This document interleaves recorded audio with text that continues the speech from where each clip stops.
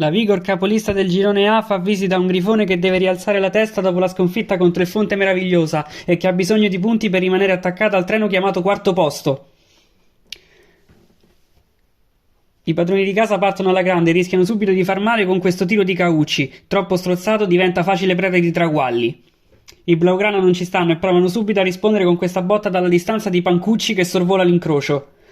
È una partita divertente, con azioni da entrambe le parti. All'ottavo Favale prova a fare tutto da solo. Lanciato in profondità conquista il fondo e mette a rimorchio. Il tocco del difensore lo richiama in causa e allora va per la porta, ma Tragualli è ancora attento. La difesa poi spazza bene. Le fasce dei rossoblù sono ispirate, stavolta il cross arriva dalla destra e il tocco in area favorisce poi ancora Favale che col corpo troppo all'indietro non trova lo specchio.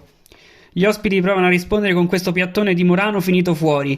Per sbloccarla serve un episodio e questo si materializza al 34esimo. Corner per la Vigor che cerca il primo palo. Scanzani è troppo generoso e vuole evitare l'intervento al compagno, ma il suo tocco in realtà lo beffa. Blaugrana avanti per un autogol. Il grifone ne risente e poco più tardi rischia di capitolare. Marano agisce ancora tra le linee e scarica per Pancucci. Il tiro rasoterra però sfiora il palo e si spegne sul fondo. Con le ultime forze prima di andare negli spogliatoi il grifone organizza un ultimo attacco. Caucci raccoglie sul fondo e mette a rimorchio per Galli che di prima mira e trova il palo più lontano, immobile Tragualli. Passando alla ripresa è subito la Vigor a fare la voce grossa con questo diagonale di Morano, servito dal break di Ardel. Parla di nuovo fuori. Blaugrana che ci provano ancora su angolo, ma i batti e ribatti e poi la deviazione successiva sotto porta non li premiano.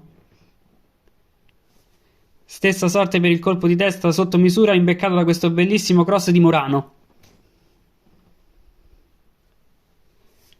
Si risveglia il grifone con Scanzani che prova a restituire pan per focaccia sul corner, Tragualli però è ancora presente e sul primo palo allontana. Al 45esimo scoccati i rossoblù si divorano il match point. Messe viene servito da un rinvio rimpallato e tutto solo dal limite si fa prendere dalla foga strozzando troppo il tiro. Si chiude tutto con un punto per parte che fa bene solo alle dirette